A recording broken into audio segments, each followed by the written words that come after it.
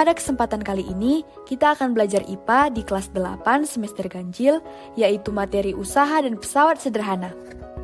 Nah, berikut ini merupakan kompetensi dasar dari materi usaha dan pesawat sederhana. 3.3 menjelaskan konsep usaha, pesawat sederhana, dan penerapannya dalam kehidupan sehari-hari, termasuk kerja otot pada struktur rangka manusia. 4.3 menyajikan hasil penyelidikan atau penyelesaian masalah tentang manfaat penggunaan pesawat sederhana dalam kehidupan sehari-hari. Adapun tujuan pembelajaran kali ini, 1. Mampu menjelaskan konsep usaha. 2. Mampu mengidentifikasi jenis-jenis pesawat sederhana. 3. Mampu mengetahui prinsip kerja pesawat sederhana pada sistem gerak manusia. Sebelum memulai pembelajaran, jangan lupa berdoa ya. Pernahkah kamu melihat orang yang mengangkut barang-barang yang berat dengan menggunakan gerobak dorong? Tahukah kamu, ternyata dengan menggunakan gerobak dorong, memindahkan barang yang berat lebih mudah daripada mengangkat dengan tangan loh. Mengapa demikian? Agar memahaminya, ayo kita pelajari materi tentang usaha dan pesawat sederhana dalam kehidupan sehari-hari dengan penuh semangat. Apakah kamu berusaha mendorong tembok? Apakah tembok tersebut bergerak? Meskipun kamu merasa lelah dan berkeringat, namun saat kamu mendorong tembok tersebut, dikatakan bahwa kamu tidak melakukan usaha sama sekali atau usahanya bernilai nol. Mengapa demikian? Hal ini karena usaha berkaitan erat dengan besar perpindahan. Perhatikan penjelasan berikut ya. Mengenai usaha, usaha adalah gaya yang bekerja pada suatu benda sehingga menyebabkan benda berpindah sepanjang garis lurus dan searah dengan arah gaya. Semakin besar gaya yang digunakan untuk memindahkan benda, semakin besar pula usaha yang dilakukan. Semakin besar perpindahan benda, semakin besar pula usaha yang dilakukan. Berdasarkan pernyataan tersebut, maka dapat disimpulkan bahwa besarnya usaha ditentukan oleh besar gaya yang diberikan pada benda dan besar perpindahannya. Secara matematis dapat dituliskan sebagai berikut. W sama dengan F dikali delta S, di mana W sama dengan usaha dalam satuan Joule, F sama dengan gaya dalam satuan Newton, delta S sama dengan perpindahan dalam satuan meter. Untuk menambah pemahaman kita, yuk kita kerjakan soal di samping. Soalnya, Lani mendorong rak dengan gaya sebesar 100 Newton sehingga rak tersebut berpindah sejauh 10 meter. Sedangkan Siti mendorong rak lain yang sama massa dan ukurannya dengan gaya sebesar 400 Newton sehingga rak tersebut berpindah sejauh 40 meter. Berapakah besar usaha yang dilakukan oleh Lani dan Siti? Diketahui, gaya Lani sama dengan 100 Newton, gaya Siti 400 Newton, perpindahan Lani 10 meter, perpindahan Siti 40 meter, ditanya usaha Lani dan usaha Siti. Jawabannya, usaha sama dengan gaya dikali perpindahan. Usaha Lani sama dengan 100 Newton dikali 10 meter sama dengan 1000 Joule. Usaha Siti sama dengan 400 Newton dikali 40 meter sama dengan 16.000 Joule. Jadi, besar usaha yang dilakukan oleh gaya dorong Lani adalah 1000 Joule dan besar usaha yang dilakukan oleh gaya dorong Siti adalah 16.000 Joule. Bagaimana dengan laju energi yang dikeluarkan oleh Lani dan Siti? Kira-kira siapakah di antara Lani dan Siti yang mengeluarkan energi paling banyak untuk memindahkan rak? Untuk mengetahui hal ini, kita akan mengenal laju energi atau daya. Laju energi atau daya adalah besar energi yang dipergunakan dalam setiap detik sehingga dapat ditentukan dengan cara membagi besar usaha dengan selang waktunya, atau secara matematis dapat dituliskan sebagai berikut. P sama dengan W per T, dengan P sama dengan daya dalam satuan watt, W sama dengan usaha dalam satuan Joule, dan T adalah waktu dalam satuan sekon. Kita kerjakan soal berikut. Lani memindahkan rak dengan usaha sebesar 1000 Joule dalam waktu 10 sekon. Sedangkan Siti memindahkan rak tersebut dengan usaha sebesar 16.000 Joule dalam waktu 40 sekon. Berapakah daya yang dikeluarkan Lani dan Siti untuk memindahkan rak? Nah, diketahui Usaha Lani sama dengan 1000 joule.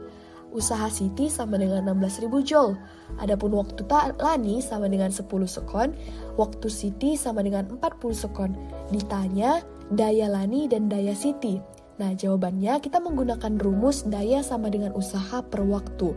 Adapun daya Lani sama dengan 1000 joule per 10 sekon sama dengan 100 watt. Adapun daya Siti adalah 16.000 joule per 40 sekon sama dengan 400 watt. Jadi, daya yang dikeluarkan Lani adalah sebesar 100 watt dan Siti adalah sebesar 400 watt. Dalam beraktivitas, kita menggunakan alat bantu atau pesawat sederhana untuk membantu melakukan aktivitas. Berikutnya, kita akan membahas mengenai pesawat sederhana. Pada saat kita melakukan aktivitas, kita selalu berupaya agar dapat melakukan usaha dengan mudah. Oleh karena itu, kita menggunakan alat bantu atau pesawat sederhana untuk membantu melakukan aktivitas. Adapun pesawat sederhana adalah alat yang digunakan untuk membantu mempermudah pekerjaan manusia. Keuntungan mekanis adalah bilangan yang menunjukkan berapa kali pesawat menggandakan daya. Pesawat sederhana memanfaatkan keuntungan mekanis yang diperoleh dari perbandingan gaya, sehingga memperkecil usaha yang dilakukan. Selanjutnya, kita akan membahas jenis-jenis pesawat sederhana. Yang pertama ada katrol. Katrol adalah mesin sederhana yang terdiri dari sebuah roda beralur di mana seutas tali atau rantai dapat bergerak bolak-balik. Katrol ada dua, yaitu katrol tetap dan katrol bebas. Yang pertama kita akan membahas katrol tetap. Katrol tetap berfungsi mengubah arah gaya. Pada katrol tetap tunggal, gaya kuasa yang digunakan untuk menarik beban sama dengan gaya beban. Keuntungan mekanis katrol tetap sama dengan 1. Nah, yang kedua, katrol bebas. Katrol bebas berfungsi untuk melipatkan gaya, sehingga gaya pada kuasa yang diberikan untuk mengangkat benda menjadi lebih kecil daripada gaya beban. Katrol jenis ini biasanya ditemukan di pelabuhan yang digunakan untuk mengangkat peti kemas. Keuntungan mekanis dari katrol bebas lebih besar dari 1. Pada kenyataannya, nilai keuntungan mekanis dari katrol bebas tunggal adalah 2. Hal ini berarti bahwa gaya kuasa 1N akan mengangkat beban 2N. Yang ketiga ada katrol majemuk. Agar gaya kuasa yang diberikan pada benda semakin kecil, maka diperlukan katrol majemuk. Katrol majemuk merupakan gabungan dari katrol tetap dan katrol bebas yang dirangkai menjadi satu sistem yang terpadu. Katrol majemuk biasa digunakan dalam bidang industri untuk mengangkat benda-benda yang berat. Keuntungan mekanis dari katrol majemuk sama dengan jumlah tali yang menyokong berat beban, misalnya seperti pada gambar di samping. Gaya kuasa pada katrol majemuk tersebut adalah 4, karena jumlah tali yang mengangkat beban ada 4. Tali kuasa tidak diperhitungkan. Roda berporos. Roda berporos adalah pesawat sederhana yang memakai roda dan mempunyai poros tempat roda berputar. Roda gigi dan ban sepeda adalah salah satu contoh pesawat sederhana yang tergolong roda berporos. Roda gigi berfungsi sebagai pusat mengatur gerak roda sepeda yang terhubung langsung dengan roda sepeda. Sedangkan roda sepeda menerapkan prinsip roda berporos untuk mempercepat gaya saat melakukan perjalanan. Selain roda sepeda, contoh penerapan pesawat sederhana jenis roda berporos adalah pada kursi roda, sepatu roda, dan mobil. Jenis pesawat sederhana yang ketiga adalah bidang miring. Bidang miring merupakan bidang datar yang diletakkan miring atau membentuk sudut tertentu sehingga dapat memperkecil gaya kuasa. Contoh penerapan bidang miring adalah tangga, skrup, dan pisau. Keuntungan mekanis bidang miring dapat dihitung sebagai berikut. Km sama dengan gaya beban per gaya kuasa. Karena segitiga yang besar sebangun dengan segitiga yang kecil, maka gaya beban per gaya kuasa sama dengan L per H, sehingga km bidang miring sama dengan L per H, di mana L merupakan panjang bidang miring dan H merupakan tinggi bidang miring. Jenis pesawat sederhana yang keempat adalah tuas atau pengungkit. Tuas adalah pesawat sederhana yang berbentuk batang keras sempit yang dapat berputar di sekitar satu titik.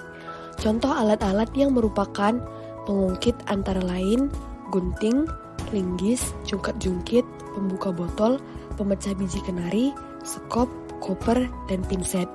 Pengungkit dapat memudahkan usaha dengan cara menggandakan gaya kuasa dan mengubah arah gaya. Agar kita dapat mengetahui besar gaya yang dilipat gandakan oleh pengungkit, maka kita harus menghitung keuntungan mekanisnya. Cara menghitung keuntungan mekanisnya adalah dengan membagi panjang lengan kuasa dengan panjang lengan beban.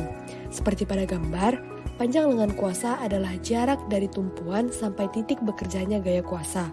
Panjang lengan beban adalah jarak dari tumpuan sampai dengan titik bekerjanya gaya beban. Karena syarat kesetimbangan tuas adalah FB dikali LB sama dengan FK dikali LK dan keuntungan mekanis sama dengan FB per FK, maka keuntungan mekanis tuas sama dengan LK per LB. Dengan KM sama dengan keuntungan mekanis, FB adalah gaya beban, FK adalah gaya kuasa, LK adalah lengan kuasa, LB adalah lengan beban. Nah, selanjutnya adalah jenis pengungkit. Jenis pengungkit dikelompokkan berdasarkan letak titik tumpu, lengan kuasa, dan lengan beban. Jenis pengungkit yang pertama, untuk penerapan dalam kehidupan sehari-harinya itu dapat dilihat seperti gunting. Konsep pengungkit dapat dilihat pada gambar. Untuk jenis kedua, dapat dilihat pada pembuka tutup botol. Konsep pengungkitnya dapat dilihat pada gambar. Untuk jenis yang ketiga, dapat kita lihat pada pinset. Untuk konsep pengungkitnya dapat dilihat pada gambar. 2. Prinsip kerja pesawat sederhana pada sistem gerak manusia.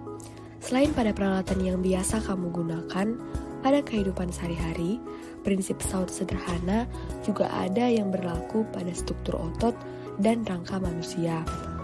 Otot dan rangka merupakan sistem gerak manusia yang memiliki keterkaitan yang erat dengan prinsip kerja sejumlah pesawat sederhana.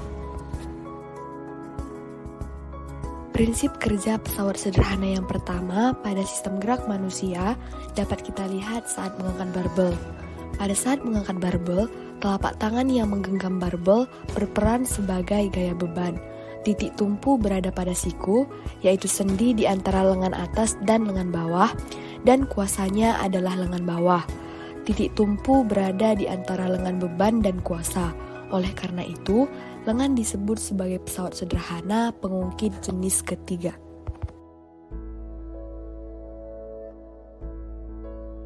Prinsip kerja pesawat sederhana yang kedua pada sistem gerak manusia dapat kita lihat saat kita menunduk dan menengadahkan kepala. Mirip dengan prinsip kerja pesawat sederhana pada pengungkit jenis 1, yang mana titik tumpu berada di antara kuasa dan beban. Prinsip kerja pesawat sederhana yang ketiga pada sistem gerak manusia dapat kita lihat pada saat kondisi kaki jinjit. Kondisi saat kita melakukan jinjit mirip dengan prinsip kerja pesawat sederhana pada pengungkit jenis 2, yang mana beban berada di antara titik tumpu dan kuasa. Prinsip pengungkit pada sistem gerak. Selain pada kegiatan mengangkat barbel, jinjit, berdiri, dan menunduk, prinsip kerja pesawat sederhana terutama pada jenis pengungkit juga dapat digunakan untuk menganalisis pola gerak tubuh pada saat bermain bulu tangkis seperti pada gambar. Secara bersamaan, kita dapat melihat prinsip kerja pada pengungkit sekaligus saat seseorang bermain bulu tangkis.